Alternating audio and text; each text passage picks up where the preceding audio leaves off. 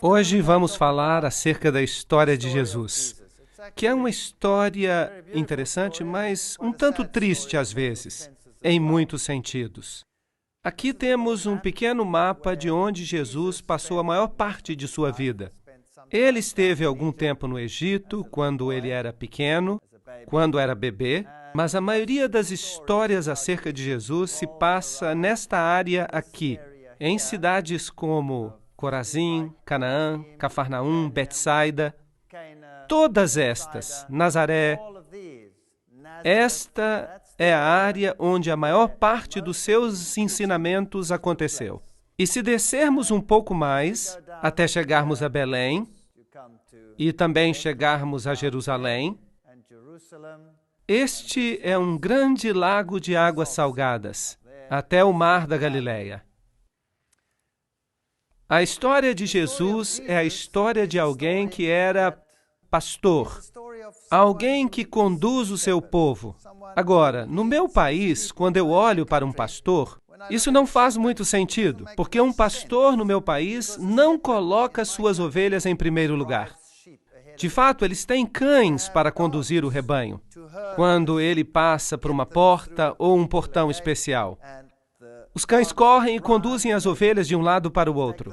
Eles as pressionam para que elas se juntem e, de fato, as ovelhas ficam um tanto aterrorizadas durante todo esse processo. Assim que ver um pastor que conduz as suas ovelhas é algo estranho para nós. Mas essa é uma ilustração típica do Oriente Médio, onde os pastores agem de forma diferente. O pastor guia as ovelhas. Vocês percebem aqui que todas estas ovelhas estão olhando para o pastor. E isso é totalmente diferente do que acontece na maioria dos outros países. Isso é típico do Oriente Médio, onde você tem o pastor e o seu pequeno rebanho ao redor. E percebemos que todas as ovelhas estão olhando para ele. É muito bonito. Eu gosto muito disso. E este pastor tinha o rosto tão enrugado que eu tive que tirar uma fotografia dele.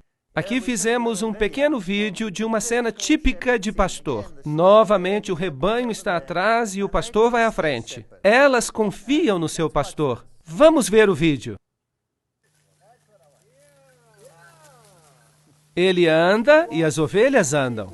Não deixam que ele se distancie. Elas estão muito ligadas ao pastor. Esta é uma bela imagem. É assim que Jesus se descreve. Como um pastor, ele nos guia e nós o seguimos. A história de Jesus é a história mais impressionante que já aconteceu no universo. Infelizmente, em todos os lugares que visitamos no Oriente Médio, nós percebemos que esses lugares foram transformados em lugares sagrados. As pessoas creem que há alguma santidade nesses lugares. É bonito estar ali e é bom ver esses lugares, mas eles não são intrinsecamente sagrados. Você pode ter um encontro com Jesus no seu próprio quarto. E mesmo aqui. Claro que se você quiser ampliar os seus conhecimentos e ver como a vida era nessa área, aí é diferente. Mas ir para ali para receber uma bênção especial, isso é um engano. Portanto, esta aqui é aparentemente a caverna onde os pastores se encontraram naquela noite. E você pode ver que há aqui uma estrela no chão, e eles foram informados acerca do nascimento de Jesus.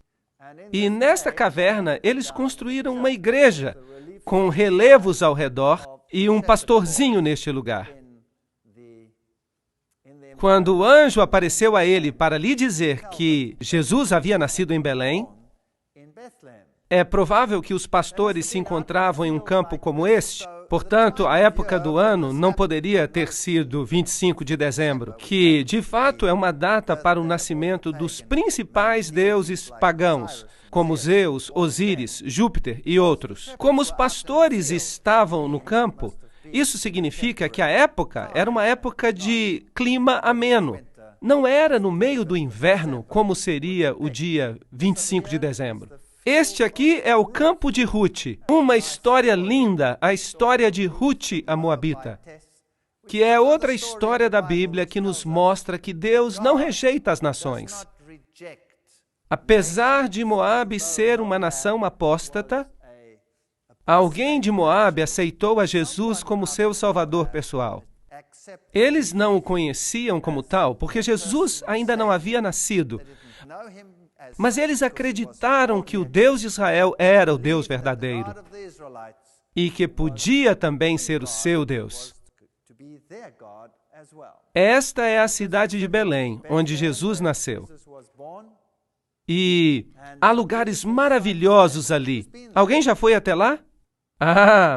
Há lugares lindos e as pessoas de lá são maravilhosas. É como se nós fôssemos transportados de volta à Idade Média, em certo sentido. Este senhor aqui, um senhor de idade, me deixou muito impressionado. Vejam que há muitos rostos enrugados ali. E quando você caminha por estas ruas, é fascinante. Eu já visitei ali algumas vezes, é um tanto perigoso estar nesses lugares. Uma vez fomos apedrejados, mas conseguimos sobreviver. Em outra ocasião, éramos os únicos que podíamos viajar de um lado para o outro entre Israel e o Líbano. Experiências fascinantes. Os israelitas vêm, constroem um cerco, simplesmente constroem. E todo mundo que está de um lado tem que permanecer daquele lado, e todas as outras pessoas precisam ficar do outro lado. Aconteceu então que eles puseram uma barreira no meio da propriedade deste homem. E este era o nosso guia turístico. Era o único guia que tinha autorização para estar tanto de um lado quanto do outro. Porque éramos os únicos que podíamos passar de um lado para o outro. Todos os demais tinham que ficar de um lado ou do outro. Creio que foi uma providência divina.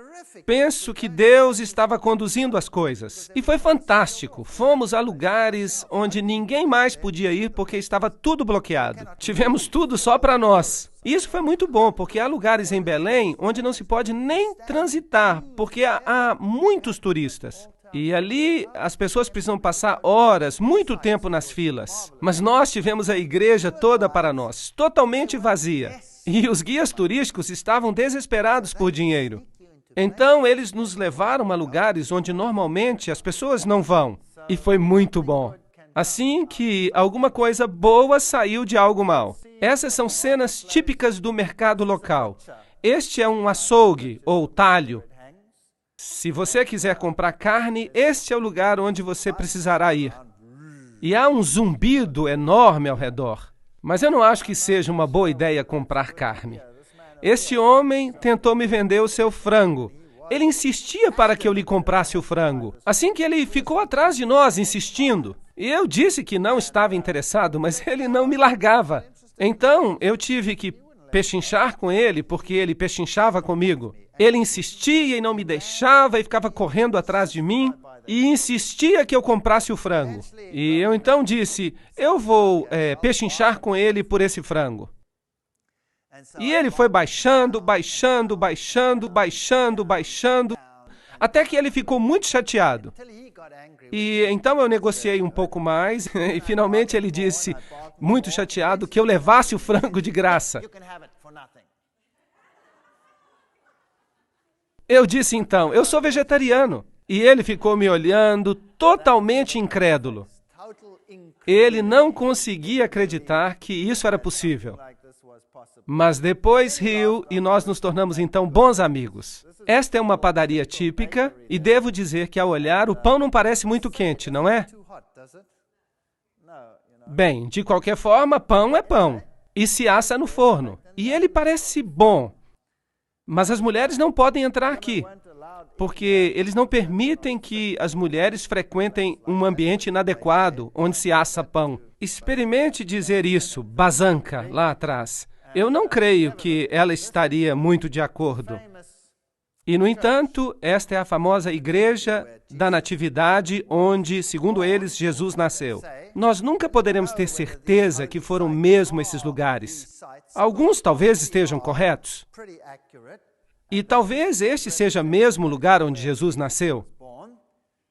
Pois, é claro, estes lugares foram escolhidos muito cedo na história, e este, em particular, pela mãe de Constantino.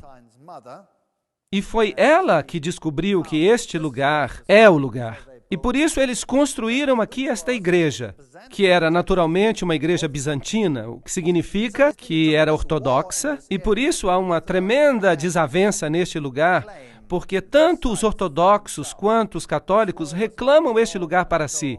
Essa desavença não foi resolvida até que surgiu o movimento ecumênico. E agora esta igreja é partilhada por ortodoxos e católicos romanos. Eles partilham até as suas missas. Agora, você pode chegar até este lugar, mas para entrar, você tem que passar por esta porta, que é bem baixa. Então você precisa se abaixar para mostrar um sinal de respeito e humildade. Por isso, você tem quase que rastejar através dela. E você pode perceber que a igreja está quase totalmente vazia. Quando eu estive ali, mas antes ela estava cheíssima. E o piso é, na verdade, um piso falso. O piso original está por baixo. E ele tem um mosaico original da época de Constantino. Esta é uma igreja muito antiga. E, com certeza, como local sagrado, ela está cheia de mitologias e histórias que provavelmente nunca aconteceram. Mas para mim era interessante, porque os raios do sol que entravam nesta igreja lhe davam um aspecto muito interessante. E ali por cima, deste lado, existem ali alguns buracos. Vocês podem ver. Que buracos seriam estes? Há uma lenda que diz que Maria apareceu na igreja um dia e que ela fez o sinal da cruz com seus dedos e foi até a pilastra e fez estes buracos. E aqui estão o que dizem ser os dedos de Maria quando ela fez esses buracos, os furos. E as pessoas dizem que se você colocar os seus dedos nesses buracos, você vai receber uma bênção especial. E quando eu olhei para esses buracos, eu percebi que as arestas estavam bastante gastas. Eu acho que fizeram um péssimo trabalho ali. Se realmente fossem sinais divinos, ali as marcas seriam muito nítidas. Esse é o tipo de histórias que atrai as pessoas, e as pessoas ficam assombradas, e vocês também ficariam surpresos, porque as pessoas formam filas só para colocar os dedos ali. E as pessoas realmente creem que receberão uma bênção especial de Maria se colocarem os dedos ali. Agora, com certeza, a igreja anteriormente havia sido mais baixa. Eu lhes falei a respeito do piso inferior, que estava coberto por tábuas e que era consideravelmente mais baixo do que o piso atual. Dessa forma, se você quer ir até o local original onde dizem que Jesus nasceu, você tem que descer esses degraus e chegar até o sepulcro. E foi aparentemente neste ponto em que ele esteve, ali, neste mesmo lugar. Portanto, ainda nos dias de hoje, se você colocar a mão ali, você pode receber uma absolvição da Igreja Católica Romana. Isso significa que todos os seus pecados serão perdoados. E, de fato, você pode ter os seus pecados perdoados com 90 dias de antecedência. Então, se você está planejando fazer uma grande festa, é bom então ir ali e colocar a mão, sabendo que agora, por 3 meses, você pode fazer o que quiser. Muita farra. Isso é interessante. E por isso, nenhuma pergunta lhe será feita e você não vai receber nenhum castigo do céu. Agora, nós estivemos ali numa ocasião em que não havia ninguém, o que era surpreendente. Portanto, quando nós chegamos ali, na verdade, ninguém deveria estar ali. E essas pessoas ficaram muito surpresas, porque elas estavam ocupadas com seus rituais normais, e parece que interrompemos este ritual. E eles não ficaram nada felizes. Mas eu estava com uma máquina fotográfica e tirei uma foto. E vocês deveriam ter visto as fisionomias dessas pessoas. Eu vou mostrar uma foto que tiramos agora mesmo. E esta é uma missa ortodoxa na parte mais baixa, na parte subterrânea desta igreja, onde normalmente nós não deveríamos estar. Aqui estavam, e estavam vestidos com capuz negro. Até parecem membros da Ku Klux Klan, como monges. Os monges são monges ortodoxos, fazendo a sua missa particular. E aqui vemos o que aconteceu, algo que os deixou bastante irritados.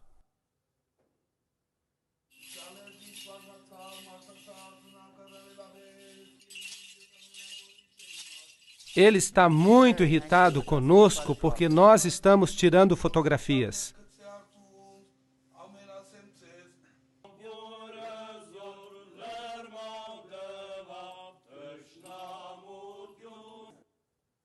Agora, este outro homem ali, se ele nos pudesse matar com o olhar, nós já estaríamos mortos. Ele não parece nada amistoso. Bem, esse é o tipo de ritual que acontece. Eu não sei que tipo de missa, mas é interessante. Depois, quando os ortodoxos saem, entram os católicos romanos e fazem a sua cerimônia. Aqui está um grupo de peregrinos, já num contexto católico romano. Aqui está uma senhora, e havia 3 cruzes diante dela, e o seu rosto está coberto. E dizem que é um bom lugar para ir se você quiser ser purificado de qualquer pecado, seja qual pecado for. Fora da igreja, eles têm uma estátua de Jerônimo, traduzindo as Escrituras, e há um crânio lá embaixo. Isto parece um pouco de ocultismo, com certeza. A questão da morte e dos ciclos da vida e da morte. E quanto mais nós descemos, mais perto nós chegamos do porão da igreja, que é uma gruta. É ali que dizem que Maria realmente deu à luz.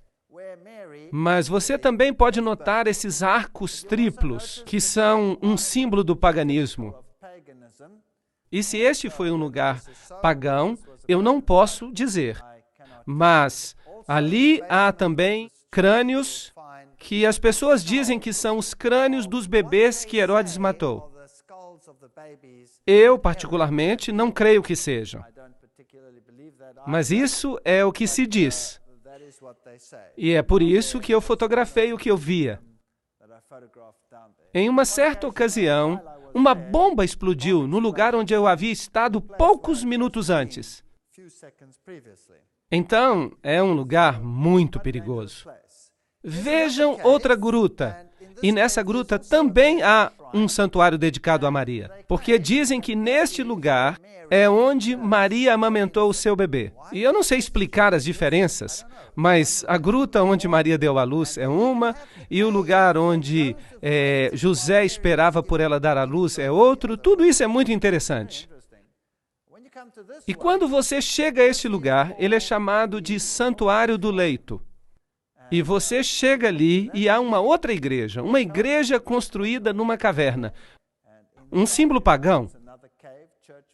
E nas paredes nós percebemos estas manchas brancas que são certificadas por Roma, com o certificado do Papa, do papado, que é o leite que Maria esguichou contra as paredes. Sim, isto é muito grave. Quando ela estava amamentando a Jesus. Então, o guia que estava ali conosco, ele estava muito animado falando destes assuntos. E você pode receber uma unção especial com um certificado do Vaticano, dizendo que aquele de fato é o leite de Maria. Então, eu disse ao guia, você sabe, eu estive nas outras cavernas e há também manchas brancas similares nas outras paredes. Parecem que são depósitos de carbonato por causa da chuva. E ele me disse que sim. Nas outras cavernas, tudo bem, mas não nesta. Porque esta é a famosa Gruta do Leite. E se você continuar descendo, você chega até essas subcavernas. E ali você pode ver um ícone tríplice em cada uma delas. Isto é, de fato, uma lenda pagã. E quando Maria chega, ela toma o lugar de Ísis. Ísis era considerada a rainha da fertilidade. Afinal de contas, ela conseguiu dar à luz Horus, mesmo depois que seu marido morreu. Ela o reconstruiu. E aqui, se as pessoas tivessem problemas de fertilidade, elas podiam orar a Ísis, e isso resolveria os seus problemas de fertilidade. Se tivessem problemas para amamentar, então elas deveriam orar a Ísis, e logo depois o leite fluía. Isso é uma espécie de paganismo antigo, ressuscitado no cristianismo moderno nestes lugares. Jesus, é claro, sobreviveu ao massacre de Herodes. E a família desceu para o Egito. Portanto, a Bíblia nos diz que eles passaram algum tempo no Egito, tempo suficiente para o rapaz amadurecer, segundo o costume de Israel. Ele retornou do Egito e viveu em Nazaré. Isto é o que a Bíblia nos diz. Agora, se você for ao Egito, este é o lugar para o qual as pessoas pensam que a família santa veio. E ali também eles têm algumas imagens. Novamente, a Igreja Ortodoxa tem aqui alguns lugares que ela considera sagrados. E aqui está a história de José descendo com sua família para o Egito. E uma das igrejas mais famosas por aqui é a Igreja do Patriarcado Cópita, um mosteiro, a Igreja da Virgem Maria em Adawa, no Egito. E é uma igreja muito famosa. Há poucos anos, e eu me esqueci exatamente quantos anos faz, no fim dos anos 90 por aí, Maria teria aparecido. Teria havido aparições da Virgem neste lugar. E o mundo muçulmano ficou louco com isso. Com certeza não poderia ser Maria, porque a Bíblia não permite isso. No entanto, essas aparições aconteceram no patriarcado. E aqui você pode ver algumas das imagens, alguns dos símbolos da igreja.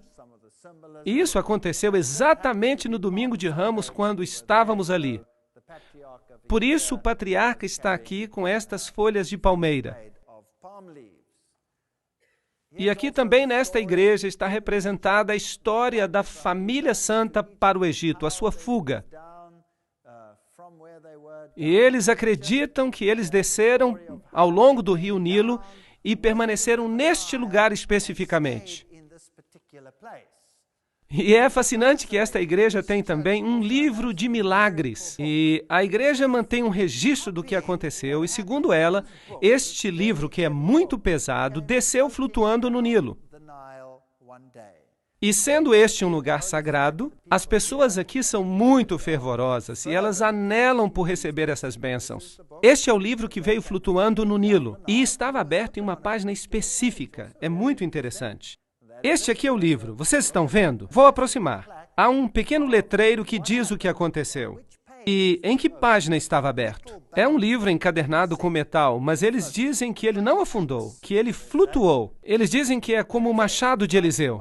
E então dizem que a Bíblia flutuante veio na sexta-feira, dia 12 de março de 1967. Após uma manhã de liturgia, as pessoas notaram que havia um objeto flutuando na água. Estavam perto das margens e notaram que era uma Bíblia que estava flutuando nas águas. E estava aberta em Isaías 19:25. Bendito seja o Egito, meu povo. Apesar de estar encharcada com a água e muito pesada, ela estava à tona. E isso foi considerado um milagre pelo povo. Foi considerado glória para Deus e uma bênção para eles. Agora, o fascinante é que o texto de Isaías 19:25, claro que não diz apenas isso, e é um texto que fala sobre o tempo do fim.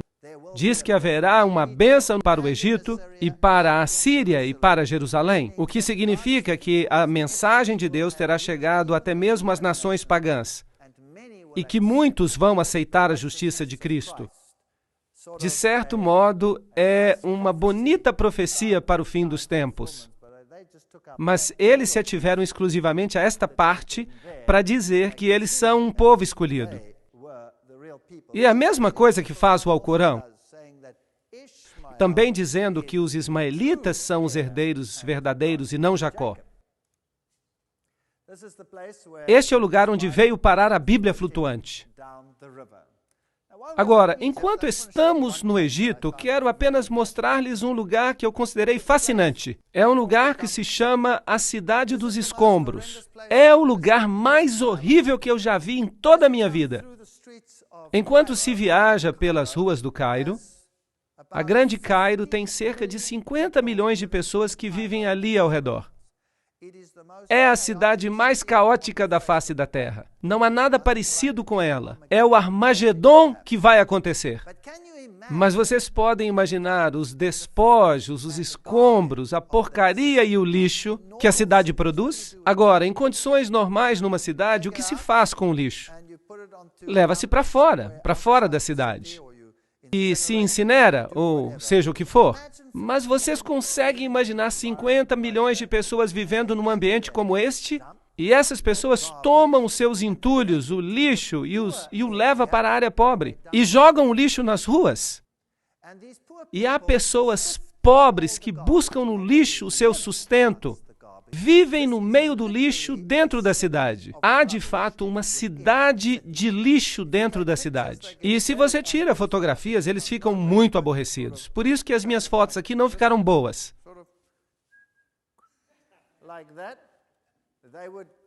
Eles literalmente me matariam se me vissem tirar uma foto. Por isso tivemos que fazer assim, e é surpreendente que toda esta cidade, quando se cruza a cidade dos escombros, há um portal, e quando se passa este portal, de repente estamos num lugar completamente diferente. É espantoso. Esta aqui é quando se entra na cidade dos escombros, e esta é a forma como as pessoas vivem ali. Não dá nem para imaginar. O meu coração realmente ficou condoído. Que estão lugares cheios de lixo. Eles vivem aí. Este é o seu lar. E eles vivem no meio do lixo. Sua casa é de lixo. Aqui dá para ver os caminhões de lixo entrando, há centenas. Há um engarrafamento inacreditável. É tudo lixo e o cheiro é insuportável. Nós atravessamos toda a cidade, mas eu não toquei em nada. E ainda assim, eu tive uma inflamação na gengiva. E todo o resto da nossa equipe teve diarreia. Só de passar por este lugar, que é um lugar incrível. Os germes que existem ali são assassinos. As pessoas precisam ter um sistema imunológico de primeira qualidade. Aqui dá para ver os engarrafamentos, bem como o lixo e a porcaria por toda parte. As imagens não são muito boas. Estão um pouco tremidas porque eu tinha que tirá-las de forma discreta. Aqui está um burro levando uma carga de lixo para despejar na cidade. E aqui há alguém tomando chá no meio do lixo, como se pode ver. E aqui está um lixo que foi selecionado. Provavelmente ele vale alguma coisa. As crianças caminham no meio do lixo. Vocês podem acreditar, é algo horrível. Eu queria tirar essas crianças daí, colocando-as num ambiente limpo. É chocante. As lojas, aqui está o lixo e aqui está a loja. E quando se passa por este portal, de repente você chega a um mundo diferente. Simplesmente, assim, é maravilhosamente limpo. E aí está uma pequena igreja ortodoxa, esculpida na rocha, e tudo ao redor é feito de rocha sólida. Esta pequena igreja ortodoxa é inacreditável. É a igreja do Santo Bola. Você percebe que é um lugar absolutamente espantoso. Aqui há um anfiteatro e um jovem ortodoxo, polaco ou polonês. Ele passou a vida toda aqui esculpindo este anfiteatro. Um jovem veio e esculpiu toda esta pequena cidade.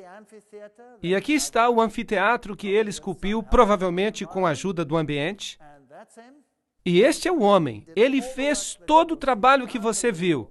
É incrível. Todas as paredes desta cidade foram esculpidas com a história de Jesus. No meio do mundo muçulmano, você passa por uma cidade de escombros e lixo e, de repente, você chega a este lugar limpo e bonito, com esta pequena capela. E a história de Jesus está escrita nas paredes. Jesus e os pastores por aqui. O momento do seu nascimento é retratado ali. A história do nascimento toda esculpida em rocha sólida. Eu sou o bom pastor escrito em rocha sólida. As histórias da Bíblia, a caminhada sobre as águas, a mulher do poço, por exemplo. E estas são esculturas enormes. Apenas para lhe dar uma ideia, esta é uma encarpa de rocha. Uma parede de rocha com esculturas lavradas nela. Cada grande pedra foi transformada em uma obra de arte. Jesus, esta é a história de Lázaro, sua saída do túmulo. Esta é a história de Jesus, sua saída do próprio túmulo. E você percebe como são grandes. Esta é uma fachada enorme, onde ele também trabalhou. E trabalhou em toda esta área. E virou uma história linda de Jesus. Vamos nos aproximar um pouco mais. Enquanto ele estava nos abençoando, então ele subiu ao céu e a imagem seguinte, percebemos o Filho do Homem vindo nas nuvens com grande glória. Um homem transformou esta área num espaço de esperança. Fiquei muito impressionado e é isso mesmo que o mundo é. Você passa por este mundo que é representado pela cidade de escombros, e enquanto você passa pelos escombros, a única esperança que você pode ter é chegar do outro lado, e a única esperança para chegar ao outro lado é a história de Jesus. Vou ver o Filho do Homem vindo nas nuvens com poder e grande glória, e então não haverá mais cidades de escombros. A história de Jesus é provavelmente a história mais angustiante que já foi contada. Sei que muitos filmes já foram feitos, e mesmo este último filme que foi feito não pode sequer delinear aquilo que Jesus passou. Quando eu voltei a Jerusalém, Jerusalém é hoje uma cidade totalmente diferente. É uma cidade de peregrinações. Milhares de pessoas peregrinam até ali. Aqui está um grupo de freiras fazendo uma peregrinação atrás da cruz, e as pessoas estão cheias de uma espécie de euforia. Elas experimentam a euforia de estar nesses lugares. Mas se o lugar toma o lugar de Jesus, isso é um problema. Este é o Muro das Lamentações, e lá está a famosa mesquita na rocha, ao fundo. Este é o Muro das Lamentações, e não faz parte do templo original, senão que é parte do corte exterior do templo. Ao subir as escadas, pode-se ir a esta área hoje. Ninguém está autorizado a entrar ali.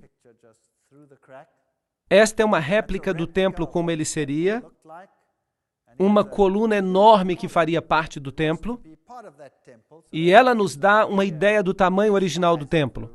Ela nunca foi utilizada porque havia uma rachadura nela. E esta é provavelmente uma réplica do menorá no tamanho normal. Esta aqui fizeram no caso de restaurarem o templo. Então, os judeus estão aqui no Muro das Lamentações, e você pode notar que estas cartas presas aqui no muro, esses papéis, as pessoas têm que vir, e elas vêm e escrevem pequenas cartas com os seus sonhos, e em seguida os depositam ali. Aqui temos um vídeo curto.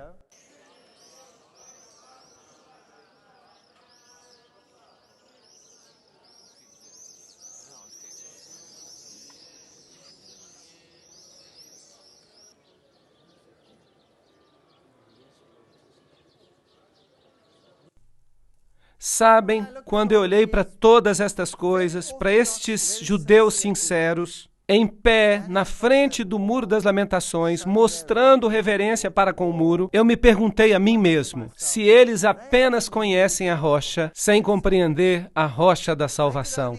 Se eles simplesmente pudessem compreender que não há salvação em tijolos e que a única salvação está no que esta parede representa. As pessoas têm a tendência de fazer com que lugares comuns sejam considerados santos. Isso é muito triste. E, no entanto, passam por alto a pessoa que esses lugares representam. Debaixo do muro há um túnel e uma passagem chamada secreta. E quando se passa por aqui, chega-se à parte de trás deste lugar, e você pode ver onde os judeus ortodoxos, os rabis, os rabinos, se reúnem. No passado, as pessoas simplesmente os ignorariam, mas os tempos mudaram. Fiquei surpreso. No passado, se você viesse aqui como pagão, eles o detestariam e fariam cara feia. O que faz uma pessoa tão impura num lugar tão santo? Mas eu fiquei surpreso quando estive aqui neste momento, faz 4 meses. A maioria destes rabis ou rabinos veio e me pediu dinheiro, algo que nunca teriam feito há uns 2 ou 3 anos. A situação está ficando ruim neste lado, para que eles façam uma coisa dessa. Mas este é o lugar mais santo, onde se encontram restos do muro antigo. Aqui está um rabi ou rabino ortodoxo fazendo o seu ritual. Repare que ele tem os 10 mandamentos em sua testa. A lei, a Torá, e ele tem também nas suas mãos. Porque a Bíblia diz que você deve atá-los na sua testa e nas suas mãos. Vocês acham que Deus realmente tinha isto em mente? Que você fizesse uma réplica e colocasse na testa e nas mãos? Ou você acha que Deus tinha em mente que nós deveríamos pensar e agir conforme suas leis? Isso faz sentido? Penso que faz mais sentido. Aqui está uma pedra típica do lugar antigo do templo. Esta é uma pedra do tempo de Herodes, e esta pedra tem esses orifícios, e eles indicam que ela é uma pedra do templo original. Quando eles voltaram a utilizar as pedras do templo, eles as utilizaram e todos os tipos de estrutura foram construídas com elas. Este é o sepulcro de Davi. E da mesma forma como nos lugares católicos, só que aqui quem visita mais são os judeus. Este é o lugar onde Jesus foi batizado, e é aqui, na verdade, que a história começa. A história diz que quando Jesus foi batizado, a voz de Deus foi ouvida, dizendo: "Este é o Filho amado em quem me comprazo." E a partir daí, a Bíblia nos diz que Jesus foi levado ao deserto para ser tentado. E Mateus capítulo 4, versículo 2 diz: "E tendo jejuado 40 dias e 40 noites, teve fome. Se tu és o Filho de Deus, manda que estas pedras se transformem em pães", disse Satanás. É uma declaração interessante. Se tu és o Filho de Deus, primeiramente há uma pergunta com dúvida sobre a autenticidade de Deus, e da palavra de Deus, e do Filho de Deus e sua veracidade. E então ele o desafia a ordenar que as pedras se transformem em pães. Mas Jesus respondeu: "Está escrito, nem só de pão viverá o homem, mas de toda palavra que sai da boca de Deus." Claro que é necessário uma boa versão, uma versão fiel como a King James em inglês para ler, senão não vai ser a mesma coisa. Mas isso é outra história. Nem só de pão viverá o homem, mas de toda palavra que sai da boca de Deus. Agora, pensemos nas tentações e pensemos que não foram tentações tão grandes assim. Mas de fato foram, porque nessas tentações Jesus foi tentado em todas as condições peculiares ao ser humano. A primeira coisa que Adão e Eva fizeram foi comer da árvore do bem e do mal. Em outras palavras, o apetite. Era bom comer, mas foi um de seus problemas. E nele Jesus triunfou depois de jejuar 40 dias e 40 noites, onde Adão e Eva falharam, apesar de todo o esplendor e luxo que tinham, conquistando o apetite e conquistando a dúvida. Se tu és o Filho de Deus, Deus realmente disse isto. Portanto, aqui Jesus vence o pecado da dúvida. E ele venceu o pecado do apetite humano. E também a paixão. Tudo de uma vez só. E a tentação deve ter sido muito pior do que a tentação de Adão e Eva. Este é o lugar mais alto do muro antigo. Não temos, de fato, o templo que deveria estar mais ou menos aqui.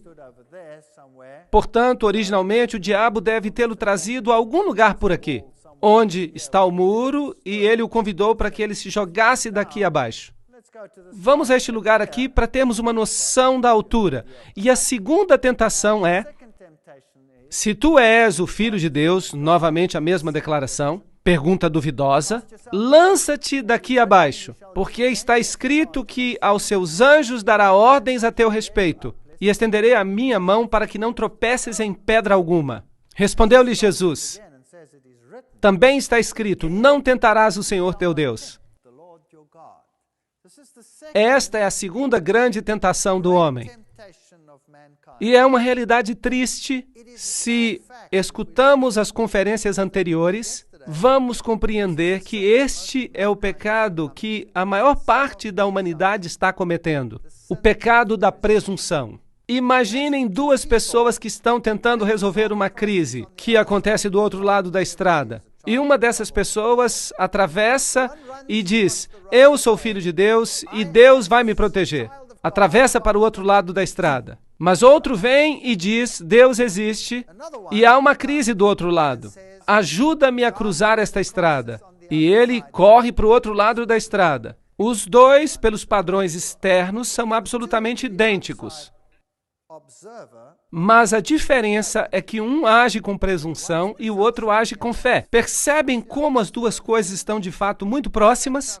Na cristandade moderna, no cristianismo moderno, A maioria das religiões está praticando a religião da presunção, a religião baseada na força, mas a fé é algo diferente. E Jesus poderia ter se atirado dali abaixo, porque isso é o que diz a Bíblia, mas está escrito: não se deve ser atrevido ou presunçoso. Na terceira tentação, o diabo transportou até um monte muito alto e lhe mostrou os reinos do mundo e a glória deles e disse: tudo isso te darei se prostrado me adorares. Agora, as pessoas dizem que certamente Jesus sabia que ele era Deus e queria ganhar essas coisas. Então, como é que Jesus poderia fazer isso? Mas isso não foi apenas uma pergunta simples que estamos vendo aqui, mas Satanás tinha Jesus completamente só e disse: vou te dar tudo, sem você ter que morrer, se pura e simplesmente você se ajoelhar. É claro que o pecado que tinha que ser vencido aqui é o pecado do amor ao mundo. Creio que a maioria das pessoas vai se perder por causa desta tentação em particular. Vai-te, Satanás, porque está escrito: só ao teu Deus adorarás e a ele servirás. O amor ao mundo não vai nos levar a lugar algum. Portanto, nessas três tentações, Jesus basicamente vence, por parte do homem, a maior parte das tentações que nós temos que encarar, de uma forma ou de outra. E em seguida, evidentemente, ele segue para o Mar da Galileia. E no caminho ali existe esta vila pitoresca e ela é chamada Mahalula. E esta é a única vila que se encontra no mundo inteiro onde se fala a língua aramaica. Ora, este é o idioma que Jesus falava e é muito bonito ir ali. É um lugar limpo e agradável, ortodoxo, em sua maior parte ortodoxo ou muçulmano. E eles falam aramaico. E as poucas crianças que moram ali também falam aramaico. Elas são muito rigorosas com o aramaico e soa muito bem, é agradável escutar. Ali estão alguns ortodoxos realizando um ritual neste lugar e nós lhes perguntamos se eles podiam orar o Pai Nosso para que pudéssemos ouvir como era a língua de Jesus. E eu vou partilhar isso com vocês.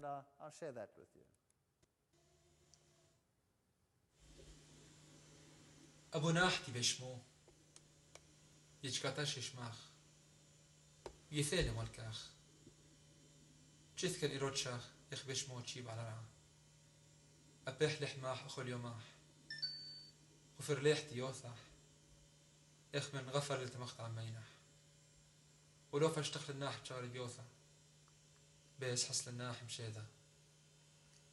E este foi o Pai Nosso em aramaico. O Mar da Galileia é um lugar maravilhoso.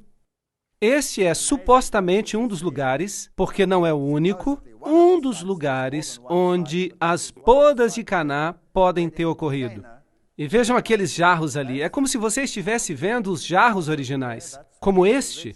Este era o jarro de pedra áspera, onde primeiramente eles esvaziavam os líquidos e logo os guardavam nos jarros de barro.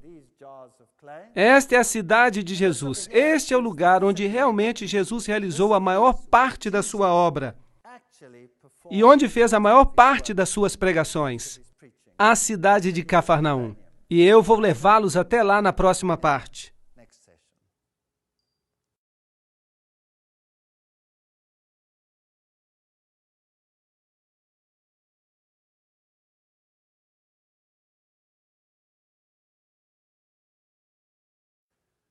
Vamos até a cidade de Cafarnaum, que é conhecida como a cidade de Jesus. Este aqui é um lugar muito famoso.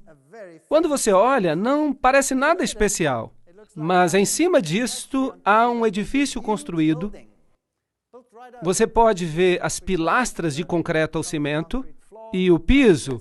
Esta era a casa de Pedro. Pedro viveu aqui. Era a sua casa. E Jesus deve ter se hospedado muitas vezes nesta casa. Se é realmente a casa de Pedro ou não, não podemos ter certeza, mas a Igreja Católica afirma que esta era a casa de Pedro. E se você quer ver o que foi construído em cima, aqui está uma estrutura enorme de concreto ou cimento que permanece sobre as pilastras da casa de Pedro. E diz ali Beato Pedro Apóstolo. Este é o lugar onde Pedro viveu. Pedro, naturalmente, significa rocha pequena, pequena pedra, e Roma construiu a sua igreja sobre esta pedra.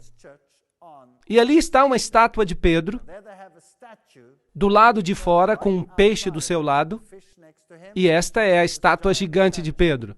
É enorme. Esta é uma história fascinante, porque Simão era também o nome de Simão o Mago, e Simão o Mago, de acordo com Aleph Levi, se tornou em Petra.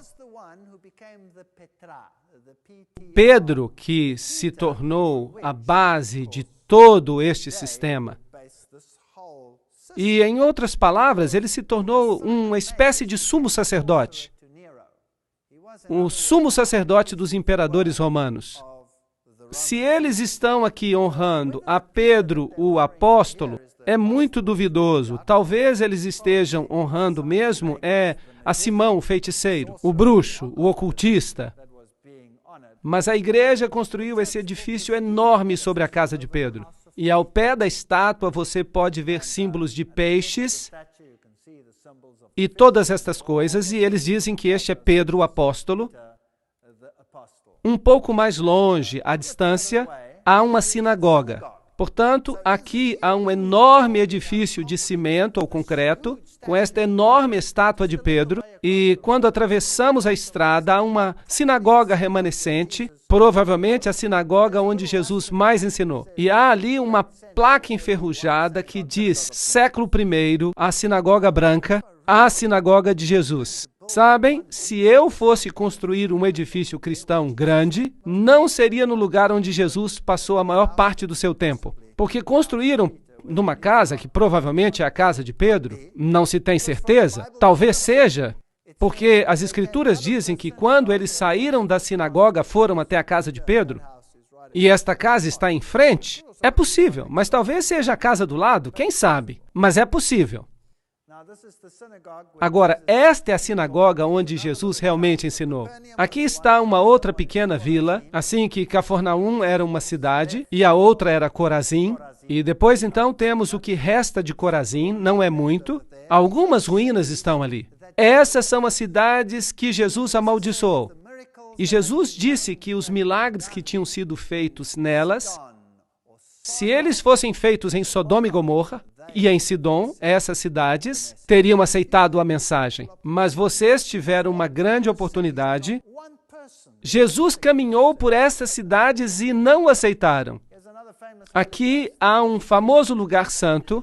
Este é o lugar das bem-aventuranças. E quando se entra ali, é melhor estar devidamente vestido. Esta é a igreja das bem-aventuranças, um lugar muito famoso. E o Papa João Paulo II esteve ali 2 vezes. E aqui temos um conclave. E este é o campo. Este é o campo onde provavelmente Jesus pregou o seu primeiro sermão. Este é um sermão impressionante. Este é o sermão mais complicado, mais sublime que um dia a humanidade ouviu pregar.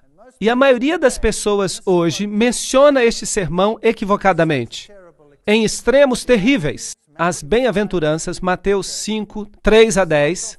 Jesus começou dizendo, bem-aventurados os pobres. A palavra para bem-aventurado é makarios, que se refere a uma bênção celestial. Uma bênção que só pode vir de uma fonte divina. Que bênção enorme! E a palavra para pobre, em grego, é pitokos, que se refere a uma pobreza absoluta. Nada mais do que uma pobreza absoluta. Nem 2 moedas sequer.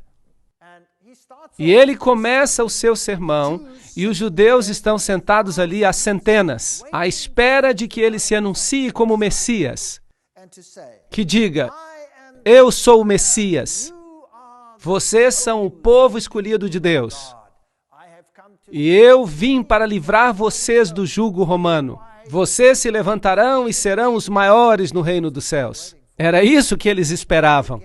Mas o que é que Jesus cita nas suas primeiras palavras como Messias? Bem-aventurados os pobres. Existem várias palavras para pobre no grego. Mas ele usou uma que descreve uma extrema pobreza. Em vez de grandeza e riqueza e maravilhas, qualquer objetivo ao qual quisessem se aplicar deve ser o de pobres de espírito, porque deles é o reino dos céus. E a segunda bem-aventurança foi: bem-aventurados os que choram. Eles queriam alegrar-se, eles não queriam chorar. E a palavra para chorar, e há diversas palavras para chorar em grego, mas a palavra grega, penteo, significa chorar com absoluta tristeza. Como, por exemplo, a tristeza que você poderia ter ao perder um filho único. Esse é o tipo de dor. Bem-aventurados os que choram com este tipo de dor, porque eles serão consolados. Bem-aventurados os mansos, porque herdarão a terra. Esta é uma mansidão de humildade, que não é possível descrever em palavras humanas. E bem-aventurados os que têm fome e sede de justiça, porque eles serão fartos. E, novamente, a palavra fome é o tipo de fome que alguém sente depois de vaguear no deserto por dias e dias sem comida ou água. Este é o tipo de fome e o tipo de sede. O que Jesus está fazendo aqui? Ele estava tentando chocar o seu público. Estava tentando dizer algo diferente do que eles esperavam. O que ele estava querendo fazer aqui era lhes mostrar o caminho cristão. E é isso que ele está explicando. Ele está dizendo: bem-aventurados são os pobres de espírito, porque deles é o reino dos céus. Em outras palavras, aqueles que percebem a sua fraqueza, aqueles que percebem que não têm nada a oferecer, venham a Jesus sem nada para oferecer. Eu não posso dizer: Senhor, eu tenho aqui um dinheirinho, eu posso comprar o meu caminho para o céu. Eu não tenho nada. Estou em pobreza absoluta. Não tenho nada a oferecer. Só uma vida manchada pelo pecado. Isso é tudo o que eu tenho. Assim, eu preciso chegar ao ponto em que eu perceba a consciência de que sou pobre e não tenho nada a oferecer. Então, o próximo passo é abençoar os que choram, porque eles serão consolados. Não tenho apenas que perceber que não há nada que eu possa fazer como um indivíduo contaminado pelo pecado, mas devo experimentar a tristeza. Por quê? Pelo pecado. Devo experimentar uma tristeza pelo pecado e eu preciso olhar para o Filho de Deus, devo sentir a tristeza, devo sentir o arrependimento e devo dizer: Senhor, perdoa-me. Lamento pelo que fiz. Um arrependimento genuíno é o passo seguinte na caminhada cristã.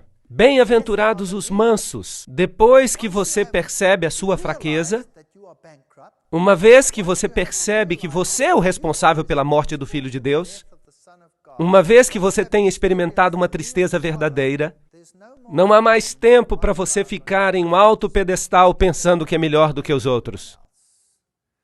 É hora de descer e experimentar a humildade. E saber que os outros e Deus são melhores do que você. É um caminho muito difícil para a humanidade viajar nele. É o contrário de todas as emoções humanas. Bem-aventurados os que têm fome e sede de justiça, porque serão fartos.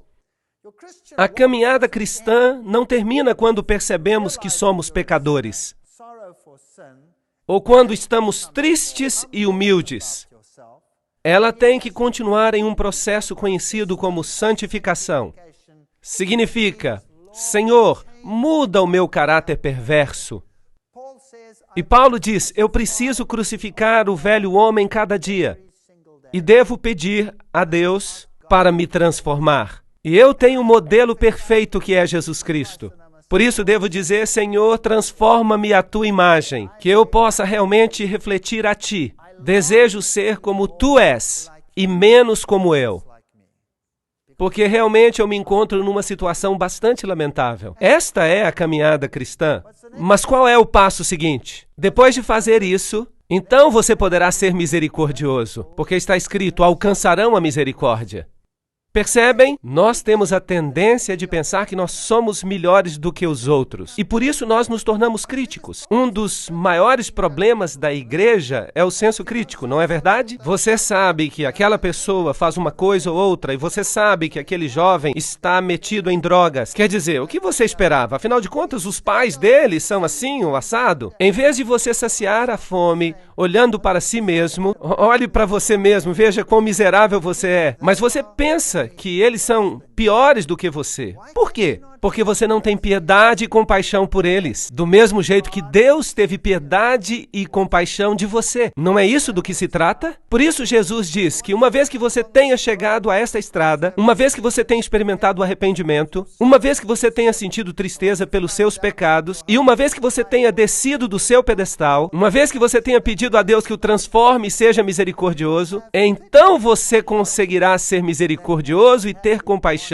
daqueles que não tiveram a mesma oportunidade de compreender o que você compreendeu. Bem-aventurados os misericordiosos. E em seguida, bem-aventurados os puros de coração, porque eles verão a Deus. Lembro-me quando vim para esta igreja, eu vim do mundo. Eu era muito mundano, usava palavras ásperas. A universidade é muito dura e você tem que lutar para chegar ao topo. E a minha mente estava cheia de lixo. Mas eu disse a Deus, tu sabes que eu não quero ter mais uma mente como eu tenho. Então, Deus, ajuda-me a limpar a minha mente, a desenvolver bons pensamentos, onde agora eu só tenho maus pensamentos. Este é um processo de santificação. O cristianismo não é apenas conhecer Jesus. Não é bom só conhecer Jesus. Você não será salvo apenas por conhecer a Jesus. Por acaso o diabo não conhece a Jesus? Será que o diabo vai ser salvo só porque ele conhece a Jesus? Não. Temos que permitir que Deus nos mude, que limpe o nosso coração, as nossas atitudes. Bem-aventurados os pacificadores, porque eles serão chamados filhos de Deus. Conseguem ver? Só depois de passarmos por toda uma série de crescimento, é possível tornar-se um pacificador. Agora, o que é um pacificador? O pacificador é alguém que tem a paz de Deus no seu coração. Muita paz tem os que amam a sua lei, diz o Salmo 119 e 105. Trata-se de uma peça que é um pedaço do céu. Todas as vezes que eu olho para isso, eu me maravilho. Às vezes os políticos tomam esta frase e a aplicam a si mesmos. Eles se dão grandes prêmios sem terem passado por qualquer uma dessas etapas da vida cristã.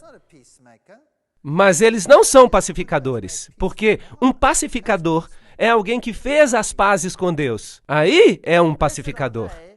Bem-aventurados os que sofrem perseguição. Não é incrível?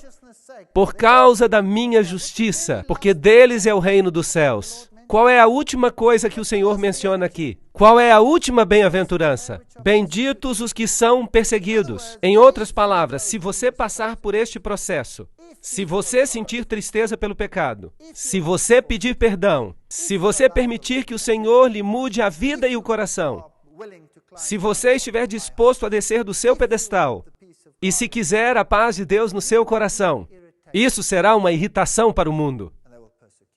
Então vão perseguir você. Isso é uma garantia. E este é o processo de caminhada cristã, totalmente oposto ao que o homem apresenta no mundo hoje em dia. As lições que Jesus ensinou perto do Mar da Galileia são as mais fundamentais que o ser humano precisa aprender. Temos que pegar a nossa Bíblia e estar alerta. Se você tem uma dessas Bíblias onde as palavras de Jesus estão em vermelho, é preciso estar atento. Vamos lê-las apenas como história? Não, vamos lê-las cuidadosamente, porque é Deus que está falando diretamente conosco.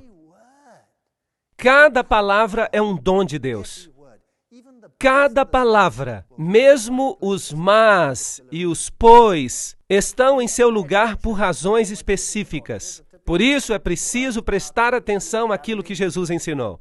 Aqui está um barco típico do Mar da Galileia. Há pequenos povoados ao redor, não mudou muito. Aqui está um barco que foi encontrado depois de uma grande seca e aparentemente é um barco da época de Jesus. Por isso, este é o tipo de barco no qual Jesus esteve com Pedro e seus discípulos quando ensinou. Grandes lições. Peguem suas Bíblias novamente e leiam as palavras de Jesus.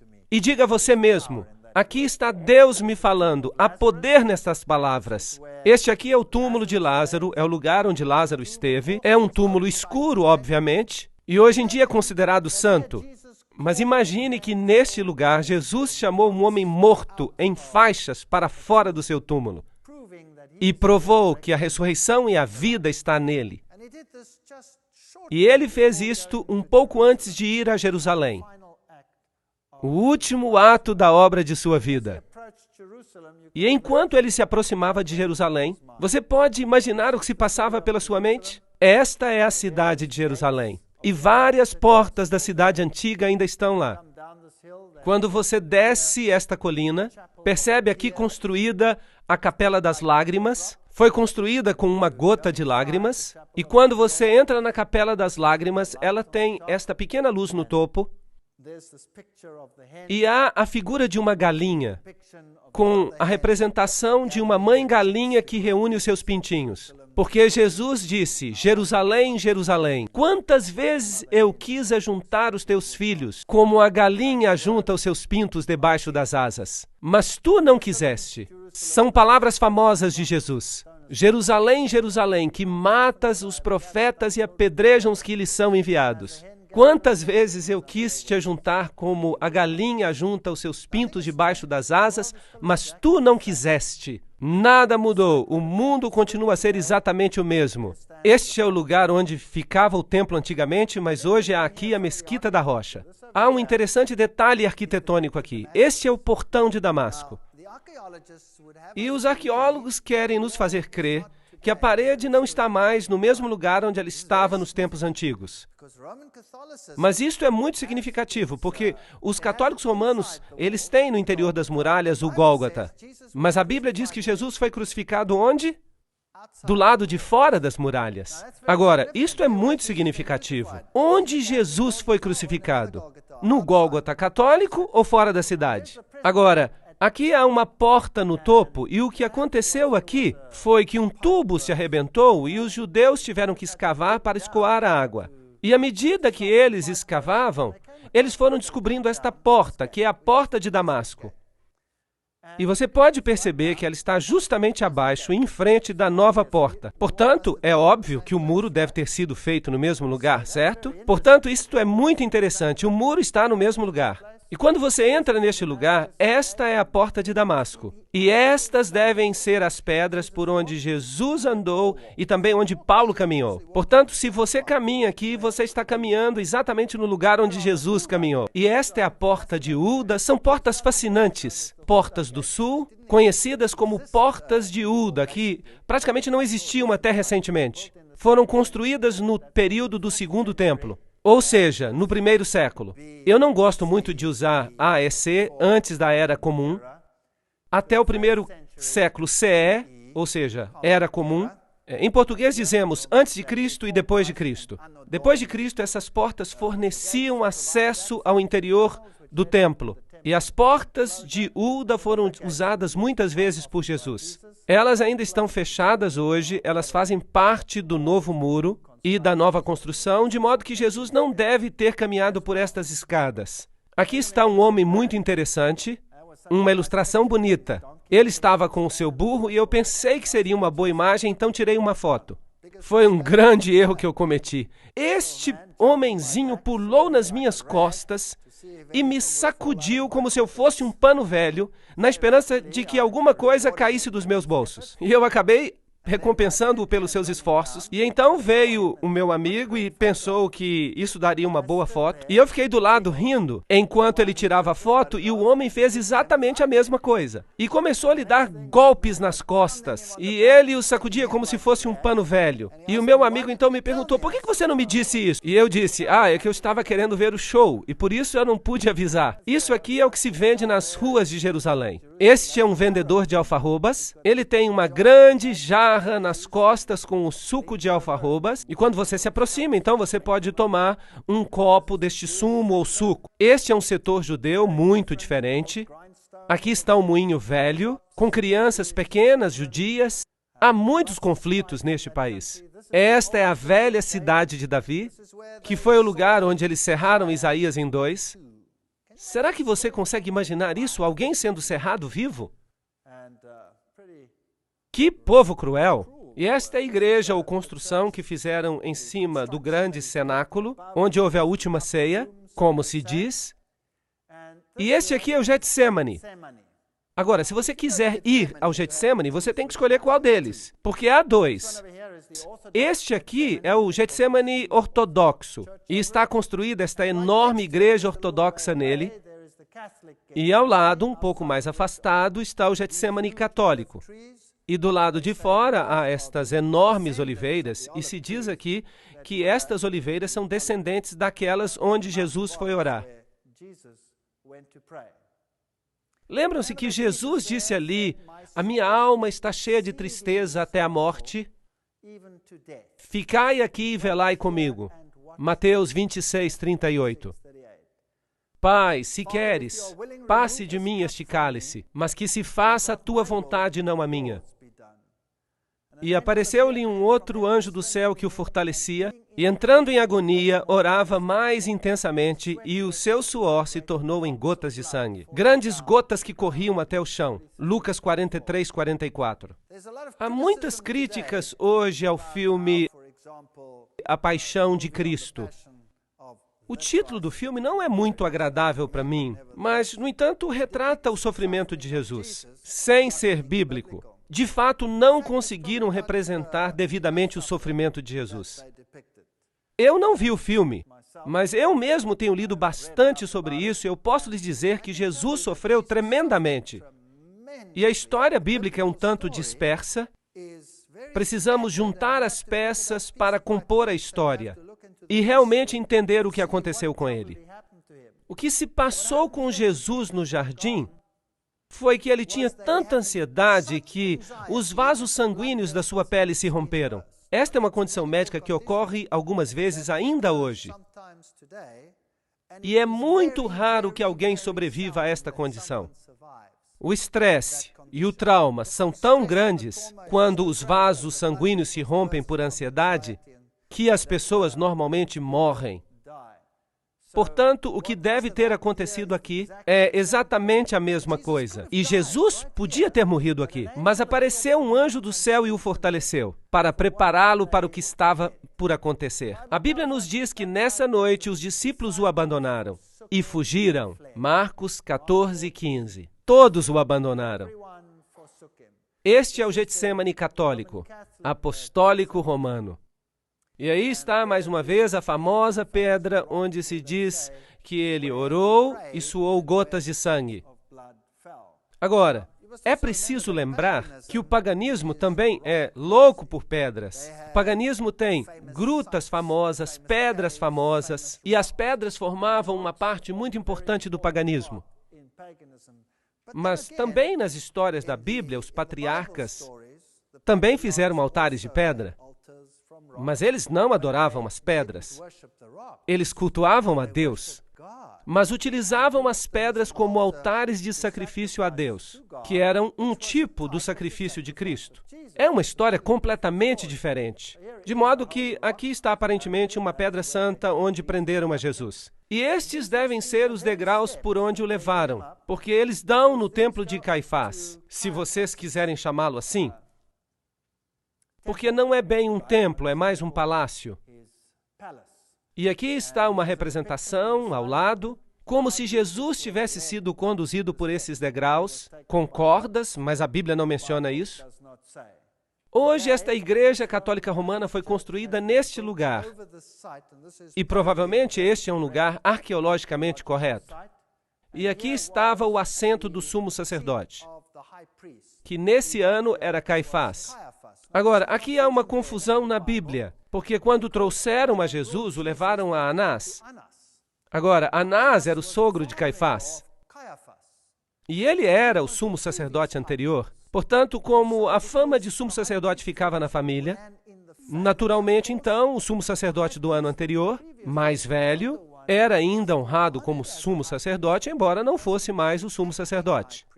E por isso a Bíblia é frequentemente criticada pela sua descrição. Mas a sua descrição está correta.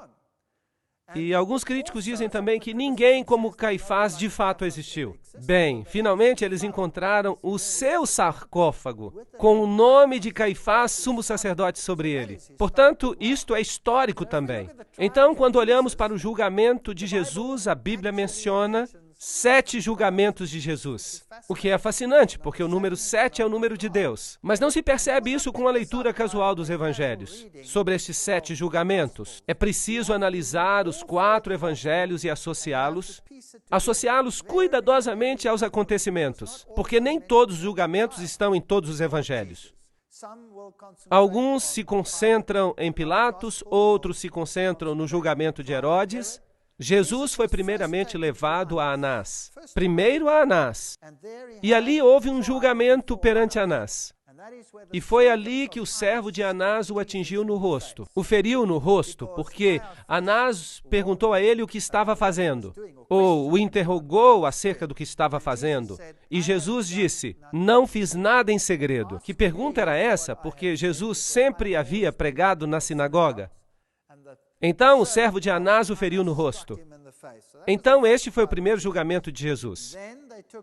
E logo ele foi levado com Anás ao sumo sacerdote daquele ano, que era Caifás. Portanto, Anás e Caifás devem ter feito um outro julgamento conjunto. Dali saíram para o julgamento da noite. Houve um julgamento à noite. E a Bíblia simplesmente diz que Jesus foi colocado numa cova, profeticamente no livro dos Salmos, e logo tiveram um julgamento pela manhã, porque de acordo com a sua lei era ilegal ter um julgamento à noite. Tinham que fazê-lo depois do nascimento do sol.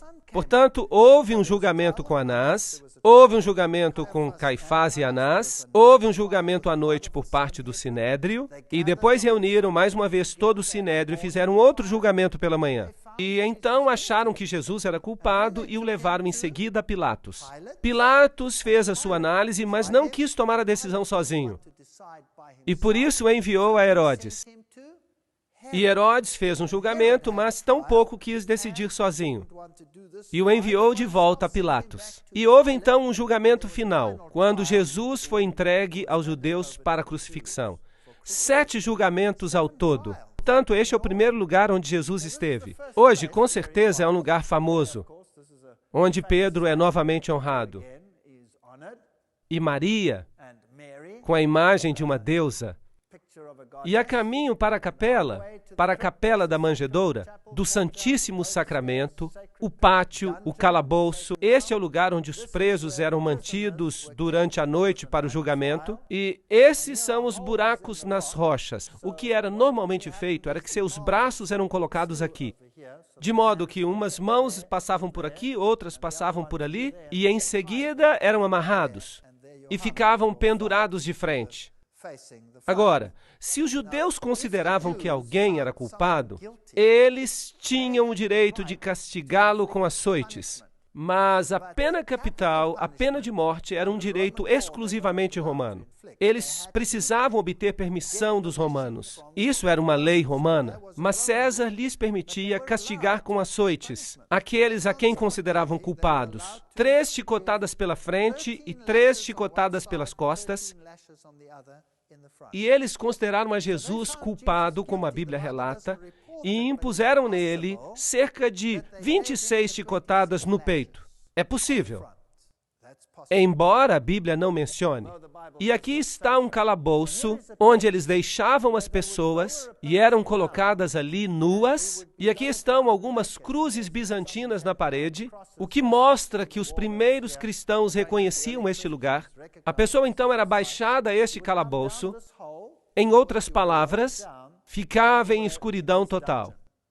Um salmo diz, e me baixaram a um poço. Portanto, isso é o que deve ter acontecido com Jesus, enquanto ele esperava ali, durante toda a noite pelo julgamento da manhã, até ser convocado. Hoje você pode entrar nesse poço. Você pode observá-lo. Ali, após o julgamento da manhã, ele foi levado a Pilatos, e dali foi colocado nesta prisão enquanto aguardava o julgamento. Posto aqui embaixo, e depois foi julgado e considerado inocente por Pilatos. Pilatos se recusava a sentenciá-lo à morte. Por isso, o enviou a Herodes. Escarneceram dele, lhe deram uma capa. A Bíblia diz que eles arrancaram a sua barba, batiam-lhe no rosto e mandavam-no profetizar quem é que estava batendo nele. Ele foi muito maltratado nesta ocasião. Este é o lugar onde exatamente Pilatos o condenou. Aqui ainda se podem ver os jogos romanos no chão, e foi neste ponto que Pilatos disse as famosas palavras: Ecce homo, eis o homem. E ali estava ele com a coroa de espinhos na cabeça. Ele já havia sido espancado. A Bíblia diz que no primeiro julgamento de Pilatos, ele havia mandado espancá-lo para conquistar a simpatia dos judeus. Algo muito covarde. Agora, os açoites romanos eram constituídos de 40 chicotadas menos uma. Então, eram amarrados numa pilastra e lhe davam 40 chicotadas menos uma. E o chicote que eles usavam tinham inúmeras cordas com pontas de metal e pedaços de pau. De fato, muitas pessoas que eram condenadas a esses açoites morriam ao ser açoitadas, somente por causa dos açoites, porque as chicotadas abriam rasgos na pele, rasgavam a carne da pessoa. E os registros dizem que, às vezes, as pessoas que recebiam os açoites tinham as suas entranhas expostas, ficando dependuradas neles. Assim que este era um castigo terrível. E, em seguida, há uma outra possibilidade de que ele tivesse sido açoitado 2 vezes. Porque quando ele foi considerado culpado no final e sentenciado à crucifixão, então era comum que se açoitassem a pessoa antes de crucificá-la. A Bíblia faz referência a isso, mas não explica se Jesus foi açoitado 2 vezes. Mas é possível que tenha acontecido. Os críticos também alegam que Pilatos não existiu. Aqui está uma inscrição que foi encontrada e ela diz categoricamente que Pilatos foi o procurador no tempo de Tibério. Assim que, biblicamente e arqueologicamente, não há maneira alguma que possa fazer com que a história bíblica seja negada. De modo que algumas pessoas descrevem os açoites dessa forma. Outras pessoas descrevem os açoites como se Jesus estivesse agachado sobre uma pilastra horizontal e que o castigavam dessa forma. E a Bíblia diz que quando colocaram uma coroa de espinhos sobre a sua cabeça e colocaram uma vara na sua mão, tomaram-lhe a vara e golpeavam com ela a sua cabeça. E a expressão grega usada é que ele foi golpeado inúmeras vezes, de modo que o sofrimento de Jesus foi enorme. A Bíblia, de qualquer forma, descreve que ele foi ferido, e a ferida que ele tinha era uma ferida enorme. Era uma chaga grande, de cima a baixo. Portanto, Jesus sofreu como nenhum outro homem havia sofrido. Por nenhum outro homem ou por nenhum outro ato criminoso na história da humanidade. E se Deus não houvesse enviado um anjo para fortalecê-lo, ele não teria conseguido. E foi por isso que, enquanto ele pendia na cruz, ele perdoou a todos aqueles que tinham se envolvido na execução da sentença. E por isso ele morreu tão rapidamente. Enquanto outros ficaram ali mais tempo ainda vivos e por isso tiveram as suas pernas quebradas, que era uma forma de garantir que eles continuariam na cruz e acabariam morrendo ali. Vejam, se eles continuassem dependurados no sábado, se não morressem na sexta-feira, então eles teriam que lhes quebrar as pernas, porque no sábado eles poderiam descer da cruz. E isso seria um desastre, porque eles podiam fugir e não haveria ninguém para capturá-los no sábado. E por isso eles lhes quebravam as pernas. A história é terrível naqueles tempos antigos. E a Bíblia também diz que eles o levaram ao Gólgota. Agora, esta é uma rua famosa, é a Via Dolorosa, onde ele deve ter caminhado e, de acordo com a Bíblia, sido levado para fora da cidade. Isso significa que ele deve ter descido por esta rua e saído por esta porta, que se chamava Porta das Ovelhas. E ele deve ter ido até ali, o que faz sentido, porque a Porta das Ovelhas era aquela através da qual os sacrifícios eram levados para serem queimados do lado de fora da cidade. Se você tem uma opinião católica, ele deve ter sido levado por essas escadas até o Gólgota. Mas eu vou lhes mostrar os 2 lugares. A Bíblia diz que ele carregava a sua cruz, mas ela caiu. Alguém então teve que ajudá-lo e tomar o seu lugar. Esta é a famosa Via Dolorosa. Ao subir, passamos por aqui, andamos por este túnel que é conhecido como Túnel de Ezequias, onde tivemos uma experiência horrível, porque fomos apedrejados. E aqui está o famoso sepulcro católico, a famosa igreja que reivindica ser o Gólgota. Felizmente, para os católicos romanos, tudo parece apontar de fato para esta igreja. Tanto o lugar onde se situava a cruz, quanto o lugar onde está o sepulcro. Tudo numa igreja. É muito conveniente para os peregrinos. Do lado de cá há uma placa, há romãs, uvas.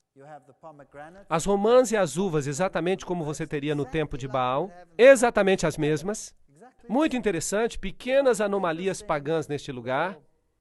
Quando se chega ao Gólgota católico, você tem várias urnas de penduradas com sais sagrados. Você tem as famosas pedras novamente. Aqui está um homem beijando uma pedra. Aparentemente, esta é a pedra onde deixaram o corpo de Jesus depois de tirá-lo da cruz.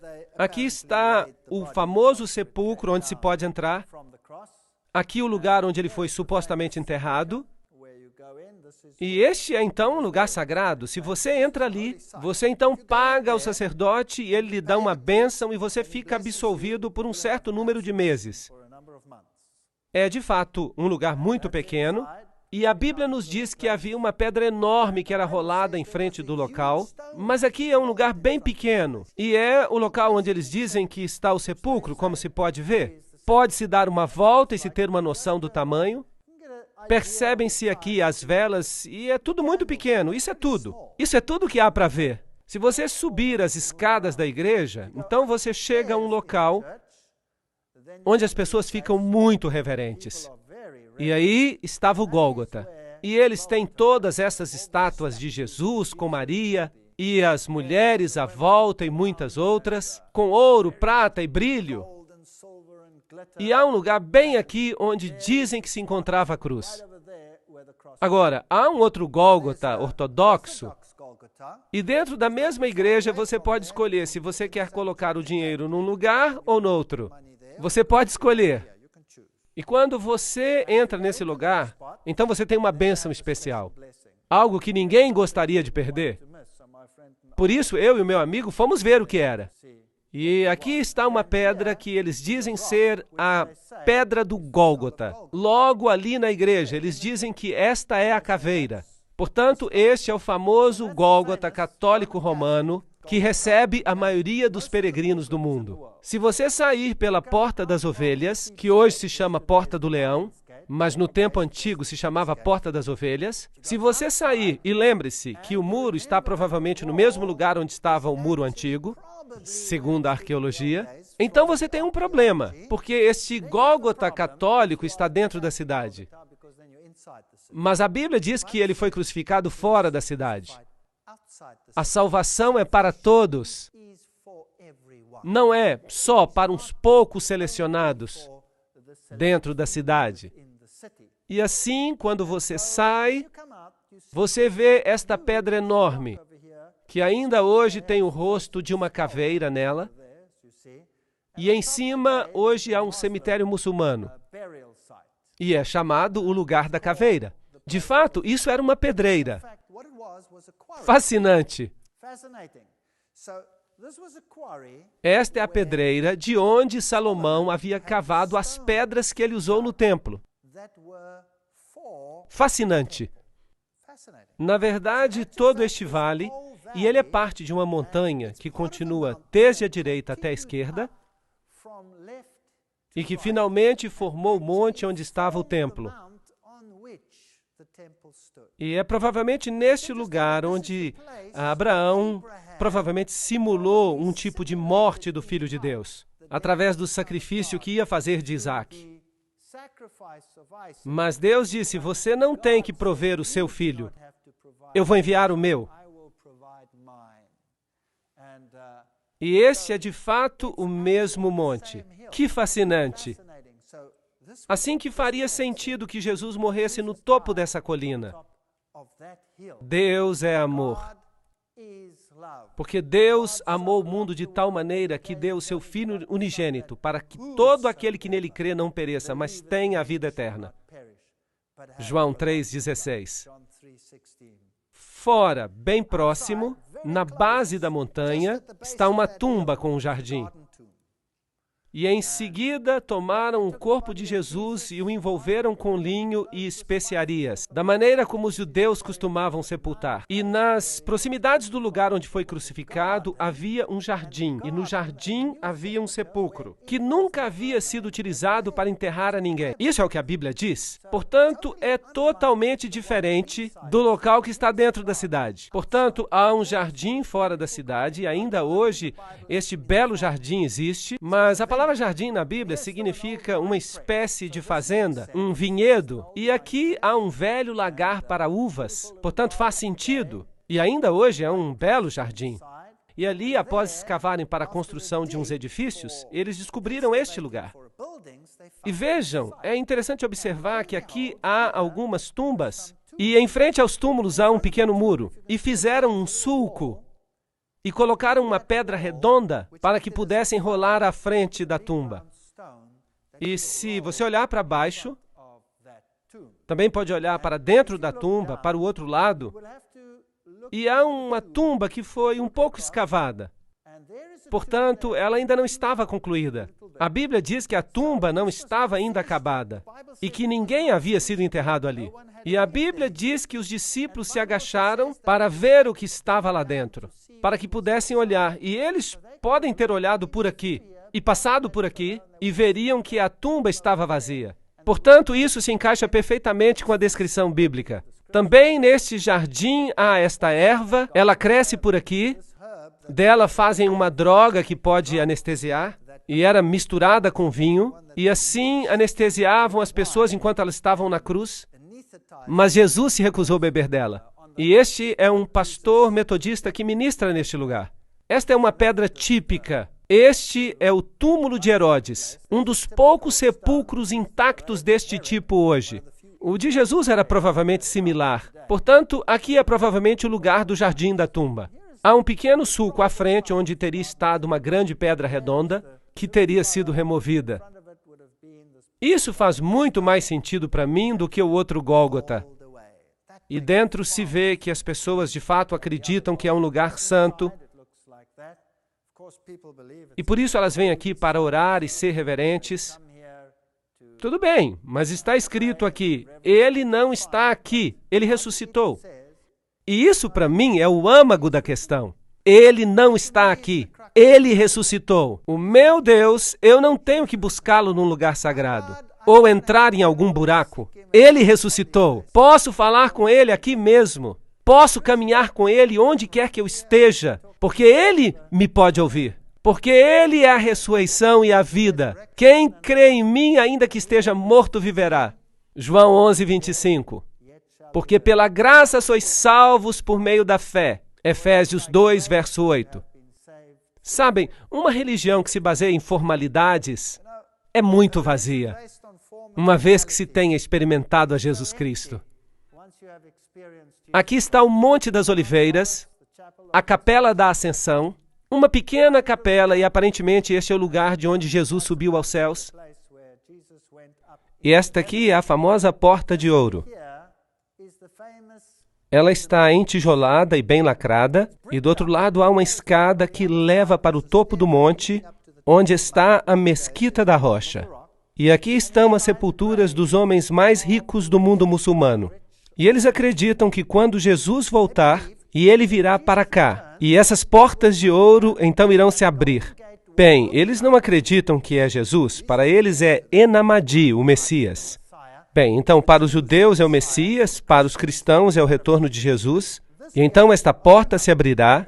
Então, de fato, todos aqueles que estiverem aqui, porque tiveram muito dinheiro para comprar estas tumbas particulares, eles então serão os primeiros a ser ressuscitados e eles serão os primeiros a entrar neste lugar. É conveniente, você acha que vai funcionar assim. Se eles tivessem estudado as bem-aventuranças, eles saberiam o que é necessário para ver Jesus. Temos que sentir tristeza pelos nossos pecados, temos que nos arrepender, temos que lamentar e temos que pedir a Jesus para nos mudar e temos que voltar à harmonia com Ele e com seus princípios. Então, nós não precisamos desta porta. Temos uma outra porta, e é uma porta que tem pérolas sobre ela, a porta de uma Jerusalém celestial construída por Deus. Eu não sei se haverá muitos na primeira ressurreição que vão estar aqui. Não quero julgar isso, porque só Deus pode julgar. Mas aqui estão todos esperando um reino terrestre. Eu não estou à espera de um reino terrestre. Eu estou à espera de uma Jerusalém celestial. Apesar desta Jerusalém aqui ser muito interessante. Esta é a Mesquita da Rocha. Este é o local onde o templo será reconstruído, e se você entrar, há uma pedra, que é onde Maomé subiu, mas o paganismo e a verdade, eles estão muito distantes um do outro. Esta é Jerusalém à noite e esta é a famosa Casa Queimada. Isto é, tudo o que restou dela. Em 70 depois de Cristo, os romanos vieram e destruíram Jerusalém e a incendiaram completamente. E este é um símbolo da destruição que virá sobre o mundo quando Deus retornar. Podemos fazer parte da Casa Queimada ou podemos nos tornar parte do reino de Deus. Essa escolha é nossa. E a única solução para isso é o Filho de Deus. Quem tem o Filho tem a vida. Quem não tem o Filho de Deus não tem a vida. Estas coisas que escrevi a vós, os que credes no nome do Filho de Deus, para que saibais que tendes a vida eterna. 1 João 5, 12 e 13. Portanto, essa escolha é nossa hoje. Podemos ficar entretidos com todas as coisas deste mundo, podemos visitar esses lugares importantes e torná-los mais importantes do que Deus, ou podemos desenvolver um relacionamento. Mas o preço é o eu. Vamos ter que abrir mão dele e pedir a Deus que nos dê o seu caráter. Um caráter que possa compreender, conviver e amar o próximo como a si mesmo, fazendo de Deus o supremo na sua vida, pois sem Ele nada podemos fazer. Amém.